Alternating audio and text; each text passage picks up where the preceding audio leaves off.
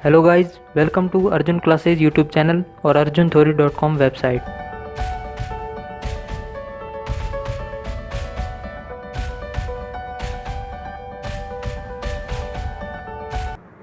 तो चलिए शुरू करते हैं आज की क्लास। आज की क्लास विद्युत आवेश एवं क्षेत्र चैप्टर की यानी कि electric charge and field chapter की 4th क्लास है। इससे पहले 3 क्लास हैं यूट्यूब पे अपलोड हो चुकी है। आपने अगर अभी तक नहीं देखी है तो वो आप पहले देख सकते हैं। ठीक है, तो आज का ये मतलब 4th पार्ट है। इसमें अपन देखेंगे विद्युत द्विध्रुव। सबसे पहला टॉपिक लेंगे विद्युत द्विध्रुव यानी इलेक्ट्रिक डाइपोल। ठीक है, ये क्या होता है। इसमें अब क्या होता है कि दो समान परिमाण तथा विपरीत प्रकृति के आवेश बहुत अल्प दूरी पर रखे हो तो वे विद्युत द्विध्रुव का निर्माण करते हैं। जैसे मेरे पास कोई आवेश है प्लस क्यू और माइनस क्यू। ठीक है, ये किसी अल्प दूरी 2a में मान लेता हूँ, ये आप a भी मान सकते हैं, मैं 2a मान रहा हूँ। 2a क्यों मान रहा हूँ इसका भी कारण बताऊँगा। ठीक है, आप a भी मान सकते हैं।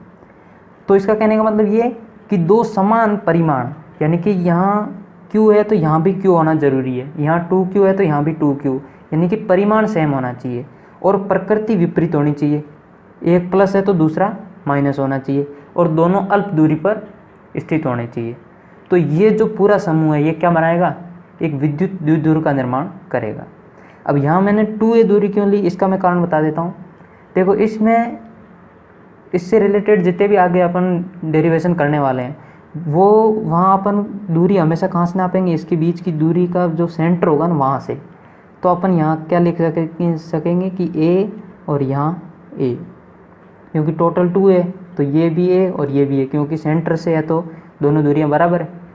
तो अपने को बार बार a/2 ना लिखना पड़े, अपन a लिख दें, इसलिए मैं 2a मान रहा हूँ। ठीक है, तो बात समझ में आ गई विद्युत द्विध्रुव क्या होता है। दो विपरीत प्रकृति तथा समान परिमाण के आवेशों को एक अल्प दूरी पे रख देते हैं तो वो एक पूरा समूह क्या बनाता है, विद्युत द्विध्रुव। ठीक है, अब एक आदर्श विद्युत द्विध्रुव के लिए आवेश का मान बहुत अधिक, आदर्श मतलब एक अच्छा विद्युत द्विध्रुव, उसके लिए आवेश का मान बहुत अधिक, लगभग अनंत, बहुत ज़्यादा होना चाहिए तथा इनके मध्य की दूरी जैसा कि यहाँ भी मैंने बताया कि अल्प होनी चाहिए, मतलब बहुत कम होनी चाहिए। और एक आदर्श मतलब एक सबसे अच्छे के लिए 0 होनी चाहिए, लगभग 0, लगभग मतलब बहुत पास में होना चाहिए। ठीक है, तो ये हो गया विद्युत द्विध्रुव यानी इलेक्ट्रिक डाइपोल क्या होता है। ये बोर्ड में सीधा क्वेश्चन इससे पूछा जाता है। नेक्स्ट पढ़ते हैं विद्युत द्विध्रुव आघूर्ण P सदिश।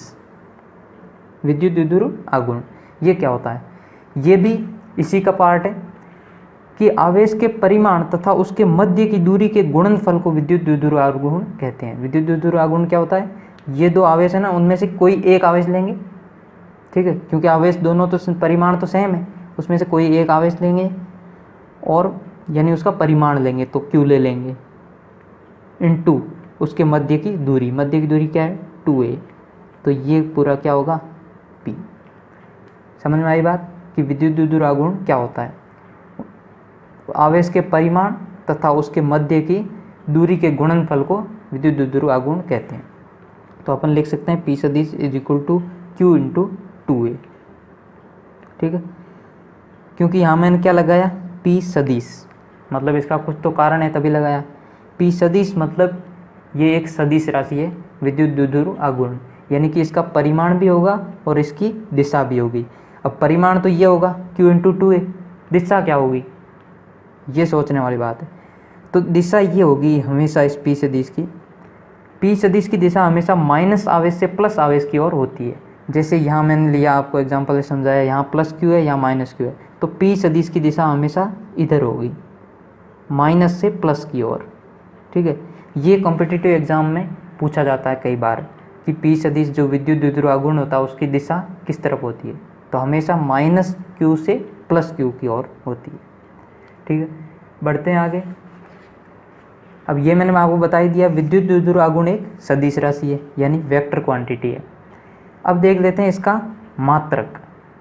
मात्रक अपन कैसे देखते हैं, मैंने आपको कई बार बताया, अगर अपने को फॉर्मूला पता है तो मात्रक आसानी से निकाल सकते हैं। फॉर्मूला अपने को पता है P is equal to Q into 2a।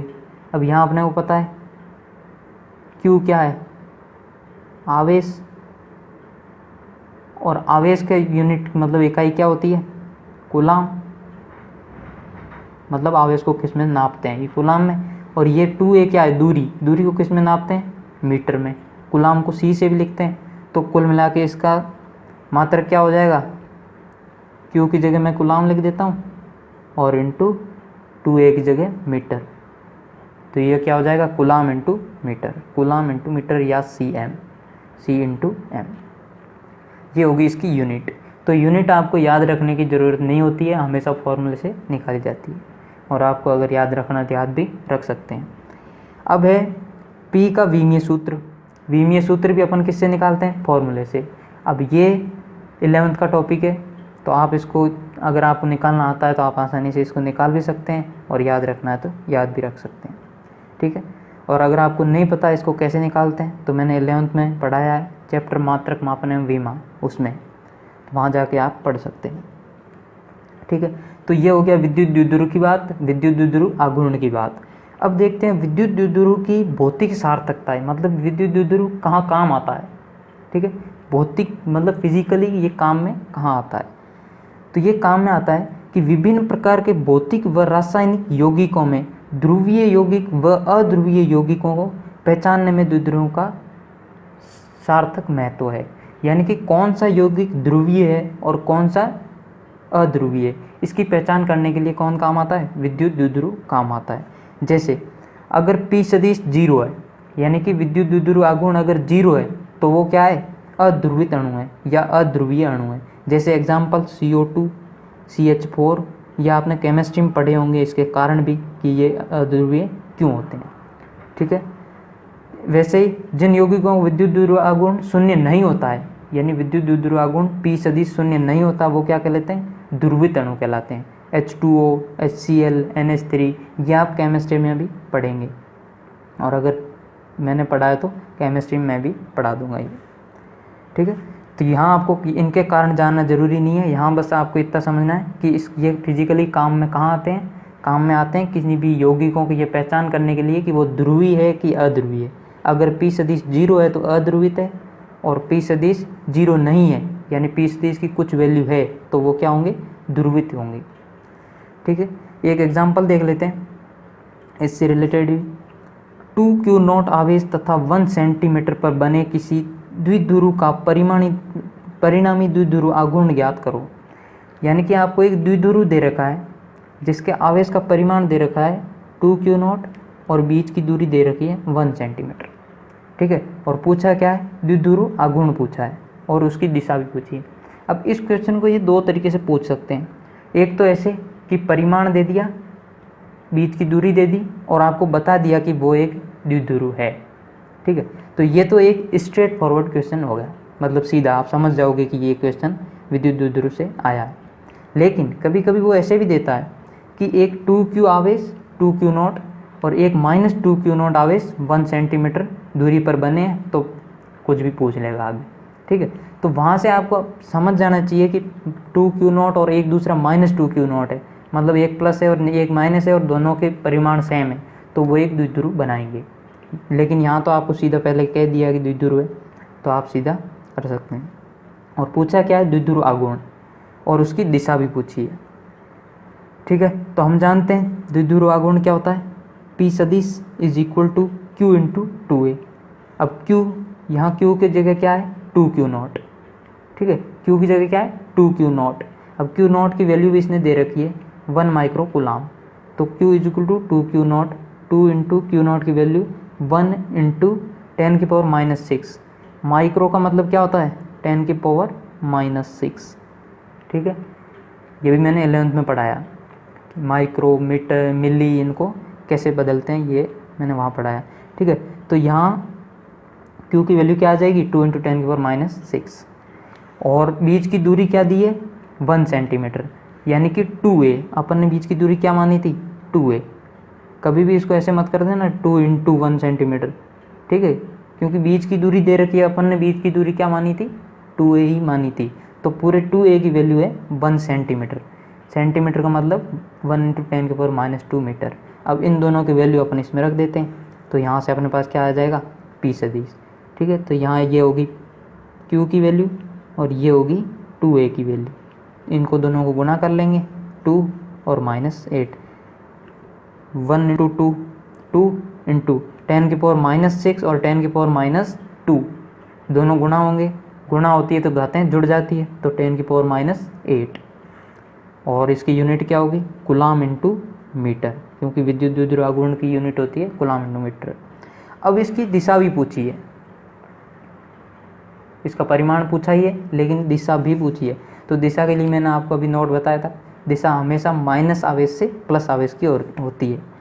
तो माइनस आवेश क्या था, -2q0 आवेश से +2q0 आवेश की तरफ। ठीक है, ये होगी इसकी दिशा। अब देखते हैं नेक्स्ट टॉपिक।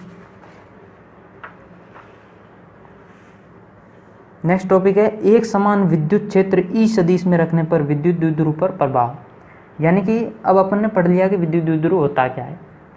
अब अपन क्या करते हैं कि एक समान कोई विद्युत क्षेत्र है, मान लो ये एक समान विद्युत क्षेत्र है ई, इस डायरेक्शन में ई विद्युत क्षेत्र है एक समान। ठीक है, अब इसके अंदर मैं विद्युत द्विध्रुव को रख देता हूँ, वैसा का वैसा वो अपन ने एक समूह बनाया था ना, -q +q और बीच की दूरी 2a, वैसा का वैसा ला के इस एक समान विद्युत क्षेत्र में अगर मैं रख देता हूँ तो इस पर क्या क्या प्रभाव पड़ेगा वो अपने को देखना है।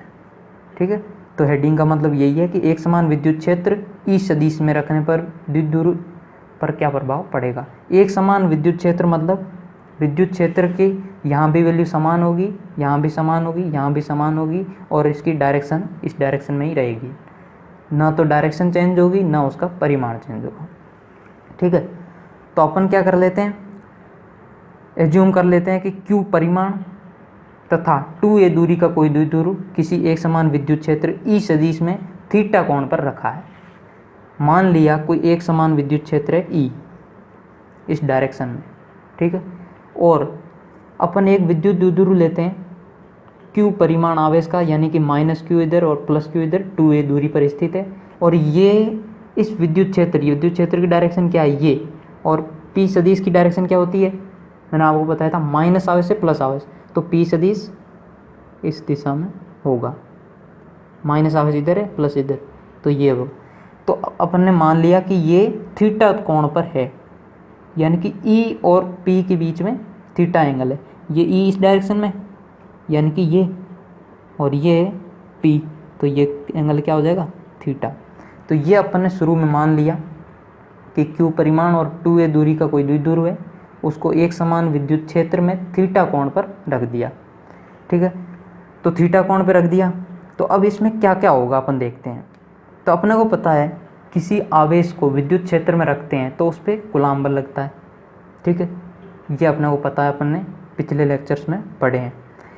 अब अपने को ये भी पता है कि कूलाम बल कितना लगेगा, तो हम जानते हैं किसी आवेश पर कूलाम बल F कूलाम = Q × E, जहाँ E विद्युत क्षेत्र है, ये लगता है। और अपने को ये भी पता है अगर पॉजिटिव आवेश रखा जाता है तो हमेशा विद्युत क्षेत्र की दिशा में बल लगता है, ये मैंने पढ़ाया था फर्स्ट लेक्चर में। ठीक है, तो ये पॉजिटिव आवेश है, अपने को पता है +Q, इस पर हमेशा फोर्स किधर लगेगा, E की दिशा में, E इधर है तो इस पर फोर्स लगेगा इधर, और कितना लगेगा, Q × E, क्योंकि इसका परिमाण है Q और विद्युत क्षेत्र है E। तो ये हो गया इस पे बल इस डायरेक्शन में। अब माइनस पे क्या होता है, अगर एक समान विद्युत क्षेत्र में माइनस आवेश रख दिया जाता है तो उस पे बल लगता है विद्युत क्षेत्र की दिशा के उल्टी डायरेक्शन में, तो इस पे बल लगेगा इस डायरेक्शन में, और लगेगा कितना, E सदिश = आवेश यानी कि -Q × E सदिश। ये इसका परिमाण है, परिमाण तो सेम रहेगा लेकिन डायरेक्शन उल्टी है। ठीक है, अब देखो, अब ये अपन ने अभी तक जो पढ़ रखा था उससे लिख दिया कि भाई विद्युत क्षेत्र में रखेंगे तो ये बल काम करेंगे। अब अपन देखते हैं कि इस पेन से समझते हैं। चलो, ये पेन है, ठीक है, इस पे एक मैं इधर बल लगा रहा हूँ, एक मैं इधर बल लगा रहा हूँ। ठीक है, तो मैं देखो लगा के दिखाता हूँ ऐसे, तो ये रोटेट होगा। ठीक है, एक इधर एक इधर, ऐसे बल लगाऊंगा तो ये क्या होगा, रोटेट होगा। तो वही गति इसमें होगी, ये ऐसे रोटेट होगा, क्योंकि इसको मैं इधर खींच रहा हूँ, इसको इधर खींच रहा हूँ, तो ये ऐसे रोटेट होगा। तो इसके कारण क्या होगा, बला घूर्ण उत्पन्न होगा। रोटेट, जैसे रेखीय गति में क्या होता है, बल होता है, वैसे ही कोणीय गति में बला घूर्ण होता है। तो ये कोणीय गति करेगा तो इसमें बला घूर्ण। और बला घूर्ण क्या होता है, अपन ने 11वीं में पढ़ा था कि बल इंटू बल की क्रिया रेखाओं से लंबवत दूरी, ये बला घूर्ण होता है। बल इंटू बलों की क्रिया रेखा से मध्य की लंबवत दूरी। तो बल तो पता अपने को क्या है, F, बल का परिमाण क्या है, F, इधर भी F है, इधर भी F है। और इन दोनों की क्रिया रेखा कौन सी है, इसकी क्रिया रेखा ये है, इसकी क्रिया रेखा ये। क्रिया रेखा मतलब कहाँ लग रहा है, तो इसकी डायरेक्शन ये है और इसकी ये है। इसके मध्य की दूरी अपन लिख देंगे जो कि है OQ। ये मैंने मान लिया O है और ये Q है, ठीक है। ये मैंने यहाँ लंब डाला और इसको O नाम दे दिया, इसको Q दे दिया, इसको P दे दिया। तो इसके दोनों को क्रिया रेखा के मध्य की दूरी क्या हो जाएगी, OQ। कभी भी ये दूरी मत लिख लेना, हमेशा ये लंबवत दूरी लिखी जाती है इसमें बला घूर्ण में, ठीक है। तो OQ, तो अपन को अभी OQ की वैल्यू नहीं पता है, मतलब OQ की लंबाई नहीं पता है, लेकिन PQ की पता है। तो अपन क्या लगा देंगे, क्योंकि ये समकोण त्रिभुज है तो इसमें त्रिकोणमिति लगा सकते हैं। त्रिकोणमिति से यानी कि इस त्रिभुज POQ में साइन थीटा क्या होगा, OQ बटा PQ। तो यहाँ से OQ की वैल्यू आ जाएगी, क्योंकि PQ की वैल्यू अपने को पता है 2a, ये तो 2a साइन थीटा। OQ की वैल्यू क्या आ जाएगी, 2a साइन थीटा। तो अब अपन टो बला घूर्ण को किससे दर्शाते हैं, tau is equal to F into OQ। तो tau is equal to F की वैल्यू क्या थी, QE, ये देखिए QE। तो F की जगह QE रख देते हैं और OQ की जगह 2a साइन थीटा रख देते हैं, जो अभी अपन ने निकाला 2a साइन थीटा, ठीक है। अब अपने को पता है Q इंटू 2a, आवेश और उनके दोनों के मध्य की दूरी क्या होता है, P सदिश, P सदिश होता है, ठीक है। तो यहाँ अपन लिख देंगे, चलो मैं एक बार इनको दोनों अलग अलग लिख देता हूँ, Q इंटू 2a, ताकि आपको बाद में समझने में आसानी होगी, ठीक है। इस 2a को मैं इसके साथ लिख दिया और E को बाहर लेके इसके साथ लिख दिया, क्योंकि गुणा में कोई फ़र्क तो पड़ेगा नहीं, मैं किधर भी लिख सकता हूँ, ठीक है। अब इसकी जगह मैं P लिख सकता हूँ, तो P लिख दिया, और E की जगह E लिख दिया, और साइन थीटा की जगह साइन थीटा। तो ये अपने को मिल गया बला घूर्ण PE साइन थीटा, ठीक है। यह बला घूर्ण, P है विद्युत द्विध्रुव आघूर्ण और E है विद्युत क्षेत्र, और थीटा क्या है, थीटा है विद्युत क्षेत्र और P सदिश के मध्य का कोण, ठीक है। अब एक बात अपन सदिश में चलते हैं, आपने अगर 11th में सदिश में पढ़ा है कि PE sine theta, sign theta का मतलब क्या होता है, साइन थीटा का मतलब होता है सदिश गुणन, ठीक है। तो सदिश गुणन के लिए अपन क्या कर सकते हैं, अगर इसको सदिश में लिखा जाए तो टो सदिश इज इक्वल टू P सदिश क्रॉस E सदिश, यानी कि ये क्या है, क्रॉस प्रोडक्ट है। तो इस फॉर्मूले को ऐसे भी लिखा जा सकता है, ठीक है। तो ये हो गया इसमें कि एक समान विद्युत क्षेत्र E में रखने पर विद्युत द्विध्रुव पर क्या प्रभाव पड़ेगा। अब इसमें बहुत सारी चीज़ें 11th की काम में आई है, अगर आपको थोड़ा बहुत भी कहीं डाउट है आप कमेंट करके पूछ लेना, और इसको एक बार फिर से देखना ताकि आपको हर बात क्लियर हो सके, क्योंकि इसकी 11th की बातें इसमें आई है। अगर आपके कंसेप्ट अच्छे हैं 11th के तो आप इसको आसानी से समझ पाएंगे, ठीक है। तो फाइनली अपने पास क्या आ गया, बला घूर्ण का मान आ गया। अब ये आपको याद रखना है, बला घूर्ण P क्रॉस E। अब आपको ये भी पता होना चाहिए 11th का कि क्रॉस प्रोडक्ट में अपन इसको उल्टा नहीं कर सकते, यानी कि टो सदिश इज इक्वल टू E सदिश क्रॉस P सदिश, ये कभी भी नहीं कर सकते, ठीक है। तो ये गलत है, कभी भी ऐसा मत कर देना, हमेशा P सदिश क्रॉस E सदिश ही होगा। अगर आपको ऐसा उल्टा करना है तो आगे माइनस लगाओगे, फिर E सदिश क्रॉस P सदिश करोगे, ठीक है। तो ये ऑर्डर हमेशा याद रखना, P क्रॉस E, ठीक है। ऑर्डर कहाँ काम आता है अभी देखते हैं अपन, टो सदिश की दिशा निकालने में ऑर्डर काम आएगा, ठीक है। टो सदिश की दिशा अब अपन देखते हैं, क्योंकि टो सदिश क्या है, एक सदिश राशि है, ठीक है, जिसका परिमाण होता है P इंटू ई। लेकिन सदिश राशि है तो उसका दिशा भी होगी, तो वो दिशा किधर होगी वो अपन देखेंगे अभी। तो टो सदिश की दिशा ई सदिश व पी सदिश दोनों के लंबवत होती है, यानी कि 90 डिग्री पे। ठीक है, इसको अपन निकालते हैं किस नियम से, दाएं हस्त नियम से। ठीक है, दाएं हस्त नियम से अपन कैसे निकालेंगे, देखो ये ई सदिश है, मैं एक एग्जांपल से दिशा आपको निकालना सिखाता हूँ। ये मैंने द्विध्रुव लिया, माइनस क्यू आवेश इधर है, प्लस क्यू आवेश इधर है, किसी डिस्टेंस पे है, तो इस पे पी सदिश की दिशा कहाँ होगी, माइनस से प्लस की ओर, तो ये आ जाएगी। और ई सदिश मैंने मान लिया इस डायरेक्शन में है, तो ये ई सदिश की डायरेक्शन है। अब अपन ने फॉर्मूला क्या पढ़ा था, टो सदिश इज इक्वल टू पी सदिश क्रॉस ई सदिश। ठीक है, तो आपको हमेशा पी सदिश से शुरू करना है और ई सदिश की तरफ उंगलियों को घुमाना है, इस हाथ की, हमेशा हाथ चेंज मत करना, दाएं हाथ से। ठीक है, क्योंकि ये दायां हस्त का नियम है, इसमें दायां हस्त ही यूज होता है। ठीक है, तो पी सदिश पहले जो है उससे शुरू करेंगे, पी सदिश से शुरू करेंगे। तो शुरू करने ऐसे शुरू कर सकते हैं अपन, क्योंकि ऐसे करेंगे तो वो तो यहाँ से शुरू हो जाएगा, तो हाथ को अपने को उल्टा करना पड़ेगा। तो अपन ऐसे शुरू करेंगे, पी सदिश से ई की तरफ आएंगे, पी से ई, तो ये अंगूठा कहाँ है, नीचे की तरफ।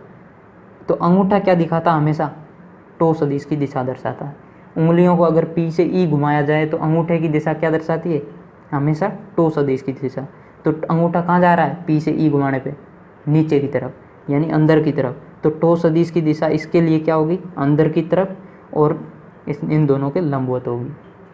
ठीक है, ये बात समझ में आई। वैसे ये एक उल्टा एग्जाम्पल लेते हैं, जिसमें मैंने माइनस आवेश इधर ले लिया, प्लस आवेश इधर ले लिया, तो पी सदिश की दिशा इधर हो जाएगी और ई सदिश की दिशा इधर हो जाएगी।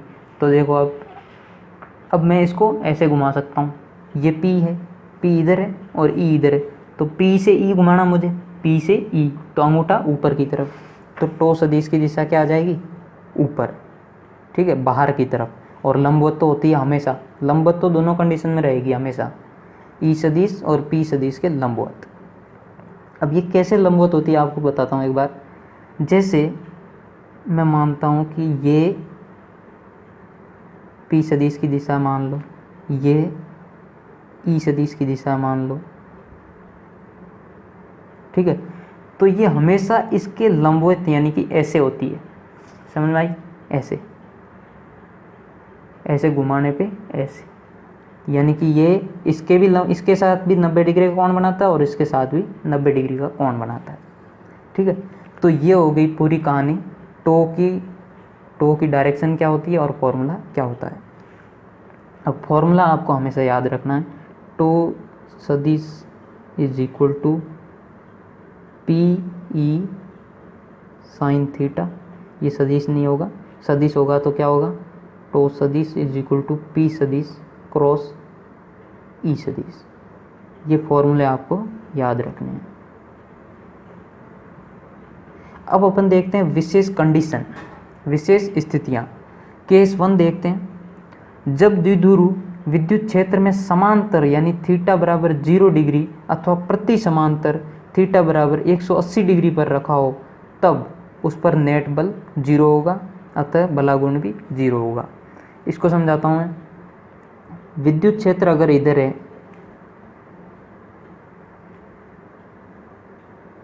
ठीक है, ये है ई सदिश विद्युत क्षेत्र, मान लिया मैंने एक समान विद्युत क्षेत्र इधर है।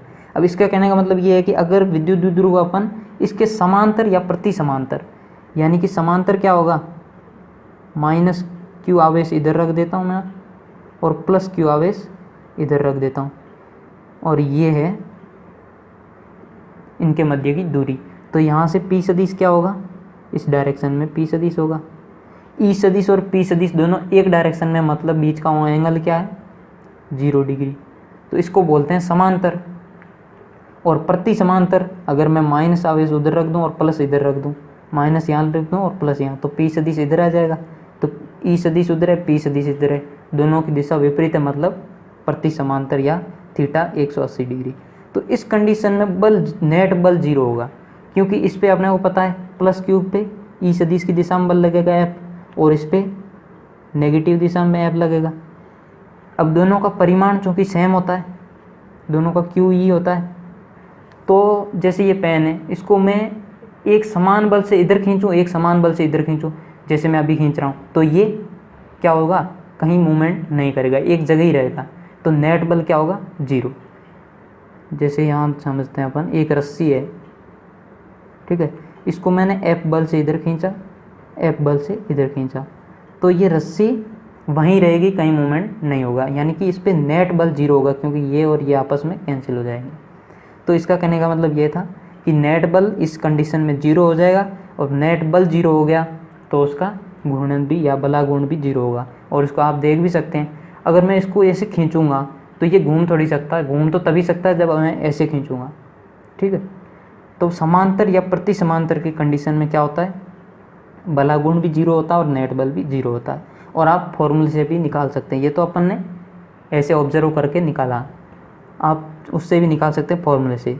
तो फॉर्मूले से क्या आएगा, tau is equal to P E sine theta, ये फॉर्मूला होता है। अब थीटा 0 डिग्री यहाँ रख सकते हैं, या 180, समांतर के लिए 0, प्रति समांतर के लिए 180। अब अपने को पता है साइन 0 का मान भी 0 होता है और साइन 180 का मान भी 0 होता है, ठीक है। तो टो आ जाएगा 0, ठीक है। और इस कंडीशन को बोलते हैं स्थायी संतुलन, यानी कि ये स्थायी रूप से वहीं रहेगा, संतुलित अवस्था में रहेगा, ठीक है।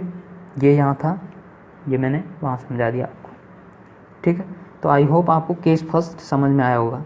अब देखते हैं केस सेकंड, ये होगा मिनिमम, ठीक है, तो मिनिमम यानी कि बलागुण मिनिमम इतना होगा। अब देखते हैं सेकंड कंडीशन, जब द्विध्रुव विद्युत क्षेत्र में लंबवत रखा हो तब भी नेट बल 0 होगा तथा बलागुण अधिकतम होगा। ये कैसे अभी समझते हैं।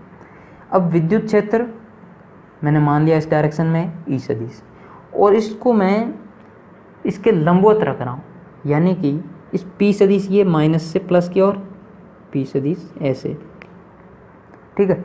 तो लंबवत रख दिया, तो ये यहाँ इसकी डायरेक्शन ई सदिश की ऐसे, और पी सदिश की माइनस से प्लस की तरफ ऐसे, तो ये बीच का एंगल क्या होगा, 90 डिग्री, यानी कि लंबवत। इस कंडीशन में अगर रखा जाए तो क्या होगा, ये अपने को देखना है, ठीक है। तो इस कंडीशन में नेट बल तो 0 है, क्योंकि F इधर दोनों कैंसिल, नेट बल तो 0, तो ये तो बात हो गई। अब देखते हैं बलागुण, बलागुण क्या होगा, बलागुण पी ई साइन थीटा होता है। तो maximum is equal to, maximum क्यों है वो मैं अभी बताऊंगा, पी ई साइन थीटा। अब साइन थीटा कितना होगा, थीटा है 90 डिग्री, तो साइन 90 डिग्री का मान मैक्सिमम होता है 1, ठीक है। तो 1 वैल्यू रखेंगे तो ये आ जाएगा पी ई, तो tau maximum is equal to 1। ये मैक्सिमम इसलिए लिखा है क्योंकि साइन थीटा का मैक्सिमम मान होता है हमेशा 1, जो कि 90 डिग्री पे होता है, तो ये आ जाएगी मैक्सिमम वैल्यू इसकी, tau maximum is equal to P E, ठीक है। इस कंडीशन में एफ नेट 0 और टो यानी कि बलागुण जो होगा वो होगा मैक्सिमम, जिसकी वैल्यू होगी पी ई, ठीक है। तो आई होप आपको ये पूरी कहानी समझ में आई होगी।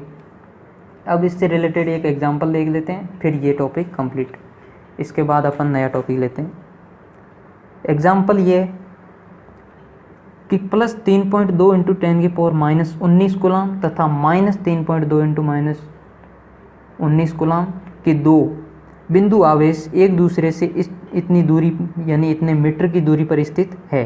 यह विद्युत द्विध्रुव ई सदिश यानी कि ये ई विद्युत द्विध्रुव इतने वोल्ट पर मीटर के एक समान विद्युत क्षेत्र में स्थित है, यानी कि ये विद्युत क्षेत्र का मान दे रखा है। तो द्विध्रुव को साम्यावस्था से 180 डिग्री घुमाने में आवश्यक बल आघूर्ण ज्ञात कीजिए, ठीक है। क्या ज्ञात करना है, आपको आवेश का मान दे रखा है, बीच की दूरी दे रखी है, तो अपन क्या निकाल सकते हैं, पी सदिश निकाल सकते हैं या पी निकाल सकते हैं, विद्युत द्विध्रुव आघूर्ण वो निकाल सकते हैं। और ई दे रखा है, तो और पूछा क्या है, बलागुण निकालना है। बलागुण क्या होता है, पी इंटू ई, तो सीधी सी बात है पी यहाँ से निकाल लेंगे, ई दे रखा है, बलागुण के लिए पी इंटू ई कर लेंगे, तो अपना आंसर आ जाएगा। चलिए देख लेते हैं सॉल्यूशन। विद्युत द्विध्रुव आघूर्ण ये अपने को पता है, P is equal to Q into उनके बीच की दूरी यानी कि 2a, ठीक है। तो Q की वैल्यू क्या दे रखी है, ये 3.2 इंटू 10⁻19 Q की वैल्यू दे रखी है, और 2A की वैल्यू यानी कि उनके मध्य की दूरी ये दे रखी है। दोनों को गुणा कर लेते हैं तो ये अपने पास आ जाएगा P, विद्युत द्विध्रुव आघूर्ण। अब अपने को निकालना है क्या, आवश्यक बलाघूर्ण। बलाघूर्ण क्या होता है, PE sin थीटा। P का मान निकाल लिया, E का मान दे रखा है, और घुमाना कितना है 180 डिग्री, यानी कि थीटा का मान है 180 डिग्री। तो PE sin थीटा, P का मान ये रख दिया, E का मान रख दिया, sin थीटा, sin 180 मतलब 0। तो अपने पास टो।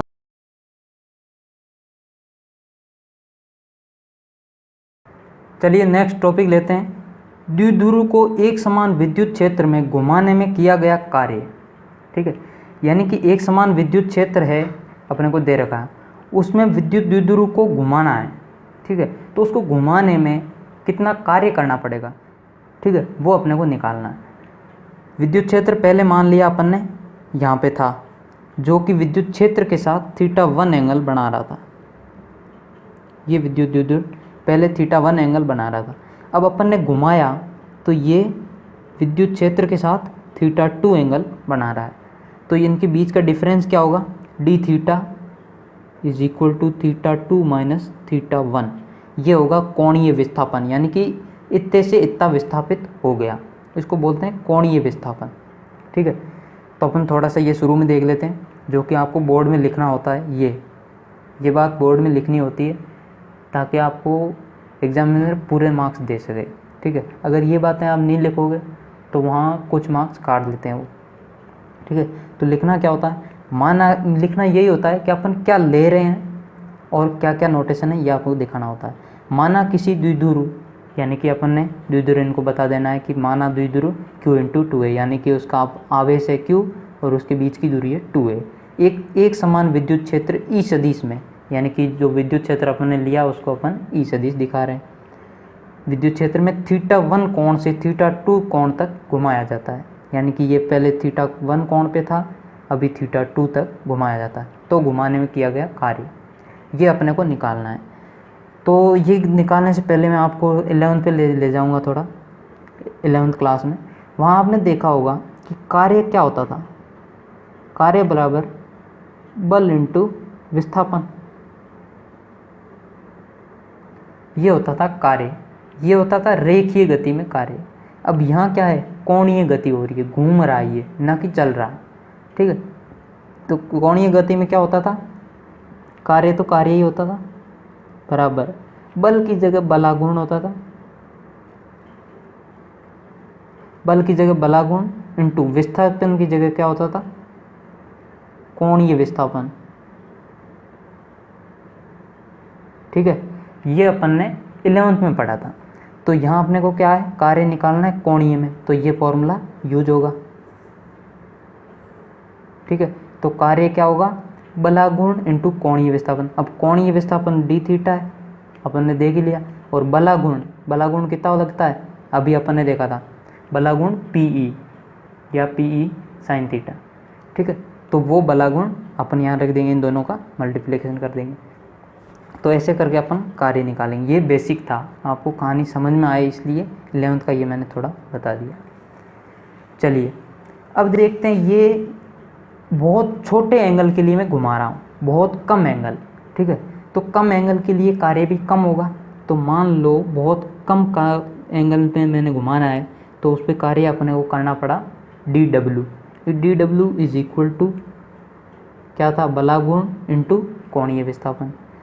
अब अपन क्या है, पूरा कार्य निकालना है, ये तो बहुत कम कार्य है। ठीक है, अपने को पूरा कार्य निकालना पूरा घुमाने के लिए, तो अपन क्या कर लेंगे, इंटीग्रेशन। कहाँ से कहाँ तक, θ1 से θ2 तक, क्योंकि अपन θ1 से θ2 तक घुमा रहे हैं। θ1 तो एंगल पहले था, θ2 बाद में अपने को लाना है। तो θ1 से θ2 घुमाएंगे तो लिमिट लगा देंगे θ1 से θ2 तक और समाकलन कर देंगे, ये तो सेम रहेगा ही।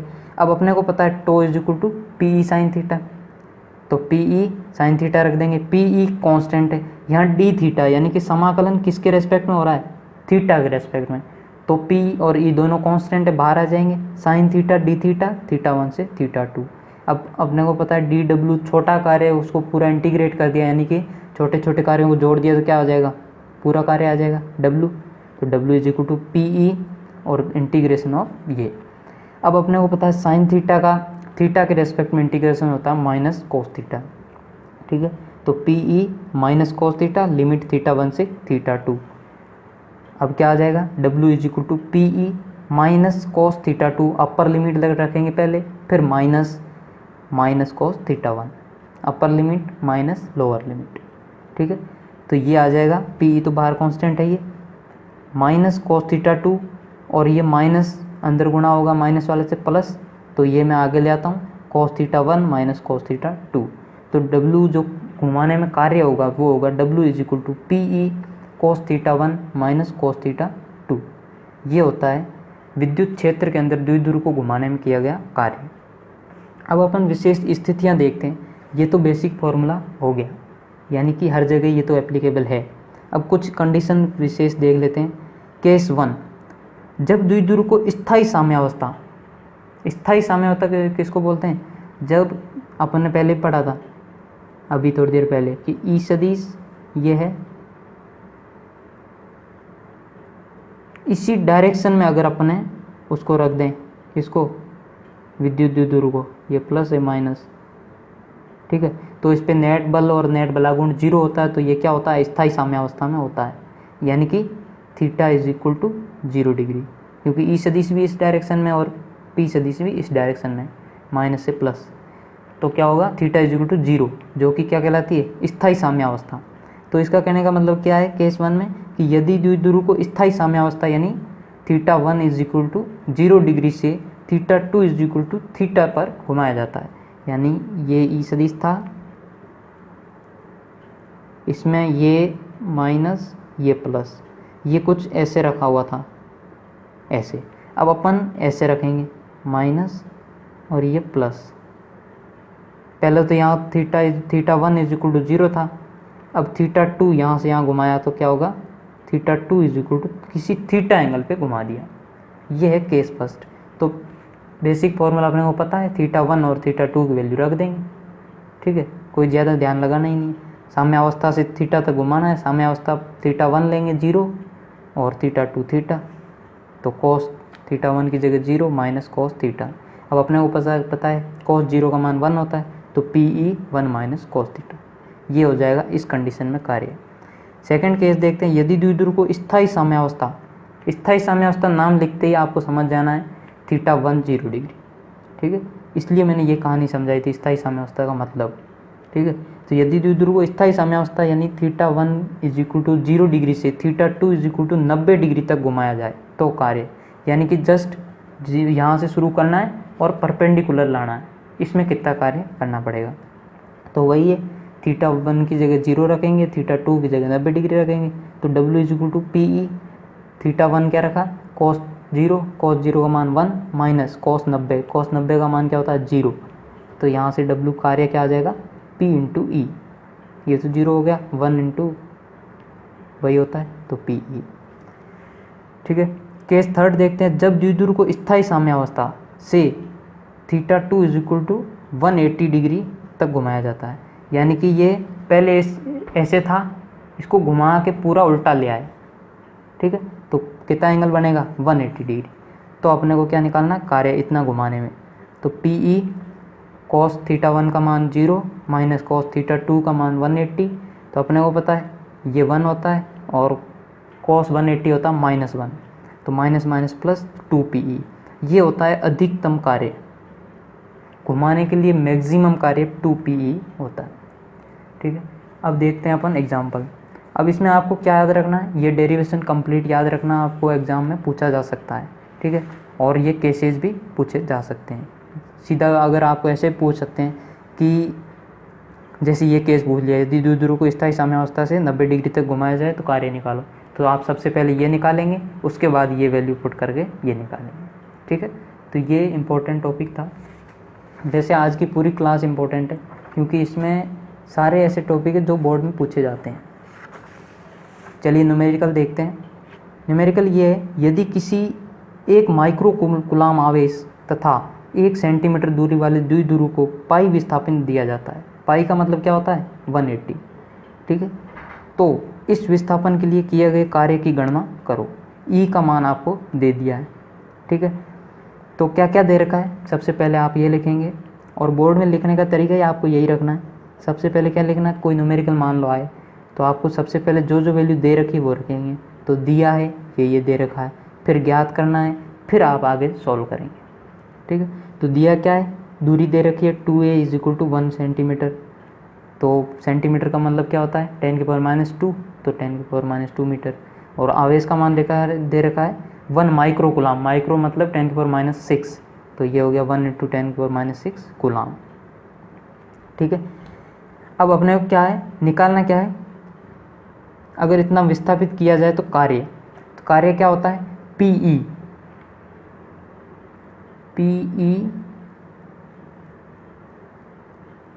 cos θ1 - cos θ2, ये होता है कार्य।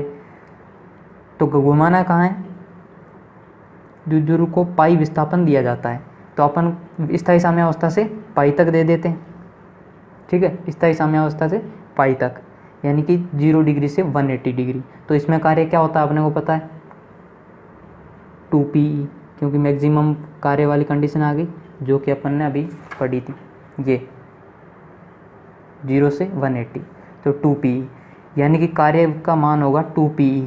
तो यहाँ अपने को P और E की वैल्यू निकालनी है। E तो दे ही रखा है, कुल मिला के P का मान निकालना है। P अपने को पता है क्या होता है, विद्युत द्विध्रुव आघूर्ण, जो होता है Q × 2a। तो Q की वैल्यू भी दे रखी है, 2a की वैल्यू भी दे रखी है, तो यहाँ से अपन P निकाल लेंगे।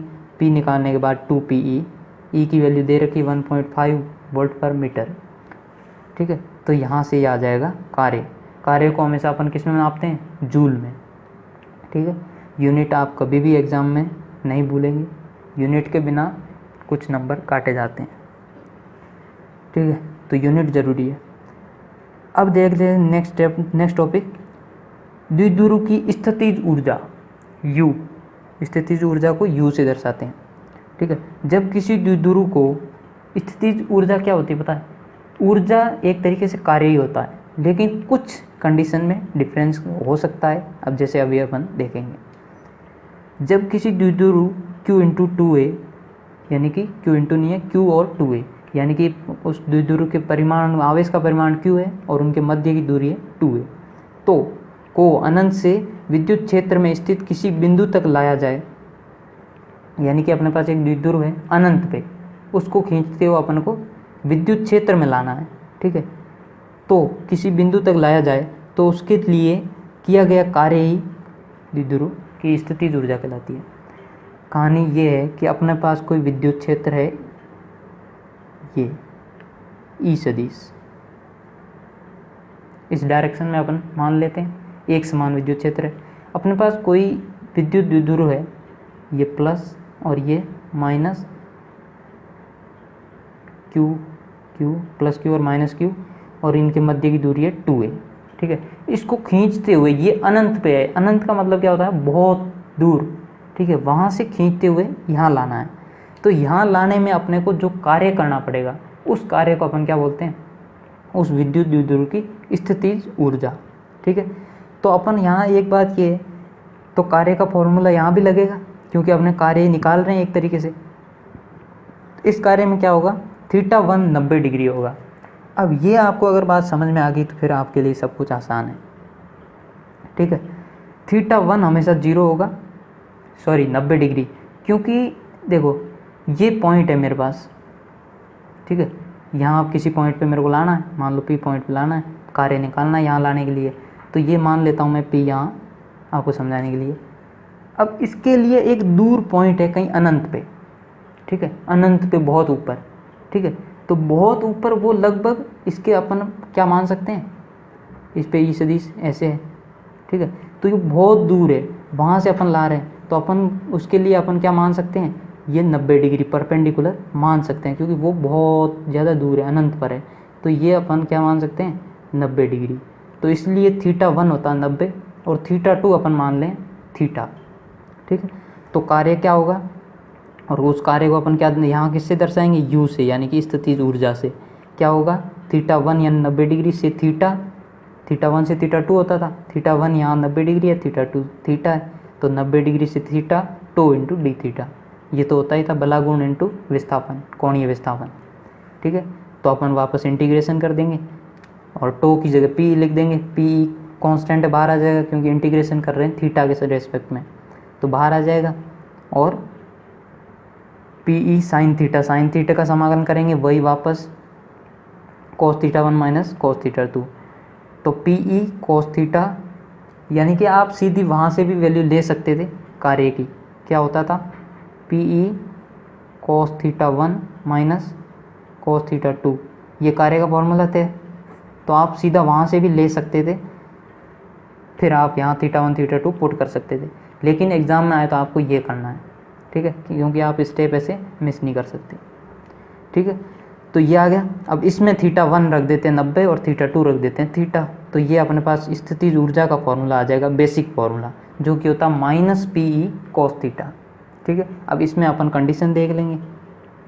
अब एक बात ये भी ध्यान रखनी है कि पी ई कॉस थीटा का मतलब क्या होता है, अदिश गुणन, यानी डॉट प्रोडक्ट। डॉट प्रोडक्ट मतलब माइनस माइनस तो बाहर है ही, पी सदिश डॉट ई सदिश, अगर अपने को सदिश फॉर्म में लिखना है तो। ठीक है, अब अपन देख लेते हैं condition. Minus P E cos theta ये होता है बेसिक फॉर्मूला। अब इसमें कंडीशन अप्लाई करेंगे। कंडीशन ये है फर्स्ट कि जब द्विध्रुव को अनंत से स्थायी साम्यावस्था theta is equal to 0 degree पर लाया जाए तो स्थितिज ऊर्जा न्यूनतम व स्थायित्व अधिकतम होता है। अभी देखेंगे अपन इसका मतलब क्या है कि द्विध्रुव को अनंत से, अनंत कहते ही अपने को समझ जाना है कि theta 1 is equal to 90 degree हमेशा। ठीक है, तो अनंत से ला रहे हैं मतलब थीटा 1 90 डिग्री। ठीक है, और सीधी सी बात है स्थितिज ऊर्जा वो तो कट ही गया, तो थीटा 1 की जरूरत भी नहीं पड़ने वाली अपने को, थीटा 2 की जरूरत पड़ती है हमेशा। ठीक है, तो अब थीटा 2 कितना है 0 डिग्री, तो 0 डिग्री माइनस पी ई उसका फॉर्मूला होता है स्थितिज ऊर्जा का, minus P E cos theta. Theta का मान रख देंगे तो कॉस 0 का मान 1, तो माइनस पी ई, ये हो गई स्थितिज ऊर्जा इस कंडीशन में, जब स्थायी साम्या मतलब अनंत से स्थायी साम्यावस्था में लाएंगे। ठीक है, तो यहाँ जो स्थितिज ऊर्जा है वो न्यूनतम होगी, यानी कि माइनस पी ई, ये न्यूनतम स्थितिज ऊर्जा है। ठीक है, और स्थायित्व अधिकतम, ये बात हमेशा ध्यान रखना, किसी भी निकाय की अगर ऊर्जा अधिक है यानी कि उसका स्थायित्व कम है, और ऊर्जा कम है मतलब स्थायित्व अधिक है। ठीक है, यह हमेशा उल्टी बातें होती दोनों। तो ऊर्जा अगर न्यूनतम है तो स्थायित्व अधिकतम, तो इस कंडीशन में ऊर्जा क्या होती है न्यूनतम, तो स्थायित्व अधिकतम। अब देखते हैं एक ये कि जब अनंत से theta is equal to 90 degree पर लाएं तो कॉस थीटा की जगह क्या रख देंगे कॉस 90 0, तो इस कंडीशन में ऊर्जा होगी 0।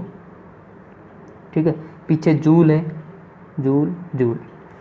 ठीक है, क्योंकि ऊर्जा और कार्य का मात्रक जूल ही होता है। अब केस थर्ड देखते हैं, जब theta is equal to 180 degree हो, यानी कि अनंत से अपन 180 डिग्री पे ला रहे हैं।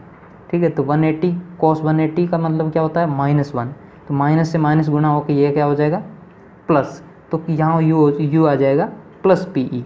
ये होती है अधिकतम ऊर्जा, अधिकतम स्थितिज ऊर्जा। ठीक है, तो अपने को मैंने अभी तक बताया था कि जब ऊर्जा अधिकतम होगी तो स्थायित्व न्यूनतम, तो यहाँ इस कंडीशन में ऊर्जा अधिकतम है तो न्यूनतम स्थायित्व होगा। ठीक है, ये आपको बोर्ड में पूछा जा सकता है, छोटे नंबर में जो होता है ना, कम नंबर में छोटे क्वेश्चन, उसमें पूछा जा सकता है। अब यहाँ ये है कि अतः द्विध्रुव की स्थितिज ऊर्जा माइनस पी ई से पी ई के बीच की होती है, क्योंकि अपन ने देखा न्यूनतम इतनी होती है और अधिकतम इतनी होती है, तो सीधी सी बात है जो इसकी ऊर्जा होगी इन दोनों के बीच की होगी, तो माइनस पी ई और पी प्लस पी ई के मध्य होती है स्थितिज ऊर्जा। ठीक है, अब देख लेते हैं एक न्यूमेरिकल। दो बिंदु आवेश +1 माइक्रोकुलाम व -1 माइक्रोकुलाम एक दूसरे से 2 सेंटीमीटर की दूरी पर स्थित है, वे एक द्विध्रुव बनाते हैं। सीधी सी बात है, दो समान परिमाण के आवेश एक निश्चित दूरी पर स्थित है तो वो क्या बनाएंगे विद्युत द्विध्रुव। ठीक है, यदि इस द्विध्रुव को एक समान विद्युत क्षेत्र, ये ई का मान दे दिया, मैं रख दें एक समान है, तो ये फॉर्मूले जो अपन ने पढ़े हैं सब लागू होंगे, वो एक समान विद्युत क्षेत्र के लिए ये फॉर्मूले लागू होते हैं। ठीक है, तो इसमें रख दिया जाए तो द्विध्रुव आघूर्ण निकालना सबसे पहली बात। दूसरी बात, अधिकतम बलाघूर्ण निकालना है। और द्विध्रुव की स्थितिज ऊर्जा यदि विद्युत क्षेत्र व विद्युत द्विध्रुव के बीच एंगल क्या हो, 60 डिग्री। ठीक है, ये 3 बातें निकालनी है। तो अपने को पता है कि P सदिश विद्युत द्विध्रुव आघूर्ण क्या होता था, P इज इक्वल टू आवेश और इनके मध्य की दूरी। तो आवेश दे रखा 1 माइक्रो कूलाम यानी 1 × 10⁻⁶ कूलाम इंटू इनके मध्य दूरी दे रखी है 2 सेंटीमीटर जितनी, यानी 2 × 10⁻² मीटर। तो ये क्या आ जाएगा, P सदिश। यानी कि अब एक बात आपकी समझ में आई कि अपन हमेशा ये क्यों लिख रहे हैं। कुछ लोगों को नहीं समझ में आती कि ये आवेश का मान क्या दे रखा है, 1 माइक्रो कूलाम। तो अपन ने सीधा यही क्यों नहीं रखा 1 माइक्रो कूलाम। और उनके मध्य की दूरी दे रखी है, क्या दे रखी थी, 2 सेंटीमीटर। तो सीधा यही क्यों नहीं लिखा 1 माइक्रो कूलाम इंटू 2 सेंटीमीटर। तो अपन इसको ऐसा भी लिख सकते थे 2 माइक्रो कूलाम इंटू सेंटीमीटर, जो भी सेंटीमीटर। ठीक है, तो ये अपन लिख तो सकते हैं लेकिन कभी भी नहीं लिखना है, क्योंकि अपने को हमेशा आंसर SI यूनिट में देना है। ठीक है, SI यूनिट। तो अपने को पता है आवेश की SI यूनिट कूलाम होती है, ना कि माइक्रो कूलाम। तो माइक्रो कूलाम को कूलाम में चेंज करना है। और इसकी होती है दूरी की मीटर, तो सेंटीमीटर को मीटर में कन्वर्ट करना है। ठीक है, तो ये अपना पहला हो गया विद्युत द्विध्रुव आघूर्ण। दूसरा है अधिकतम बलाघूर्ण। ठीक है, अधिकतम बलाघूर्ण का मतलब क्या होता है पता है, अभी अपन ने पहले देखा था PE sin थीटा। अधिकतम मतलब sin थीटा की वैल्यू अधिकतम, sin थीटा की वैल्यू अधिकतम क्या होती है 1। तो मैक्सिमम होता है PE। अब P की वैल्यू अपन ने निकाल ली और E की वैल्यू दे रखी है, ये देखिए E की वैल्यू दे रखी है। तो दोनों को गुणा कर लेंगे तो अपने पास क्या आ जाएगा, टो, जो कि मैक्सिमम होगा न्यूटन इंटू मीटर। ये होती है टो की इकाई। ठीक है, फिर पूछा विद्युत द्विध्रुव की स्थितिज ऊर्जा यदि विद्युत क्षेत्र व विद्युत द्विध्रुव आघूर्ण के बीच क्या हो, 60 डिग्री का एंगल हो। तो अपने को पता है स्थितिज ऊर्जा का फॉर्मूला तो होता है U = -PE cos थीटा। ठीक है, तो थीटा की वैल्यू 60 डिग्री है, P अपन ने निकाल लिया और E दे रखा है। तो ये आ जाएगा दोनों को गुणा करने पे 1 × 10⁻³ जूल। ठीक है, क्योंकि ऊर्जा का मात्रक होता है जूल। ठीक है, तो ये था आज का लेक्चर। अगर आपको वीडियो पसंद आया हो तो वीडियो को लाइक ज़रूर करके जाना और अपने दोस्तों के साथ शेयर भी कर लेना। और इस चैनल को सब्सक्राइब करना कभी भी मत भूलना, क्योंकि फिजिक्स, केमिस्ट्री और मैथ्स से रिलेटेड वीडियोज़ इस पर अपलोड होते रहते हैं, जो कि हिंदी में रहते हैं और आप अपने कंसेप्ट उनको देख के बना सकते हैं। ठीक है, आसानी से। और जो मैंने अभी तक पढ़ाया इनके नोट्स या फिजिक्स, केमिस्ट्री, मैथ्स इनसे रिलेटेड इनके चैप्टर के नोट्स अगर आपको चाहिए तो आपको डिस्क्रिप्शन में मैं लिंक दे दूँगा, वहाँ जाके आप देख सकते हैं। ठीक है, और अगर आप ये नोट्स फ्री में पढ़ना चाहते हैं, खरीदना चाहते हैं तो डिस्क्रिप्शन में जाके खरीद सकते हैं। अगर आप फ्री में पढ़ना चाहते हैं तो आप हमारी वेबसाइट पे जाके देख सकते हैं, वहाँ मैंने डाल रखे हैं, वहाँ आप पढ़ सकते हैं। वेबसाइट है ये www.arjunthori.com,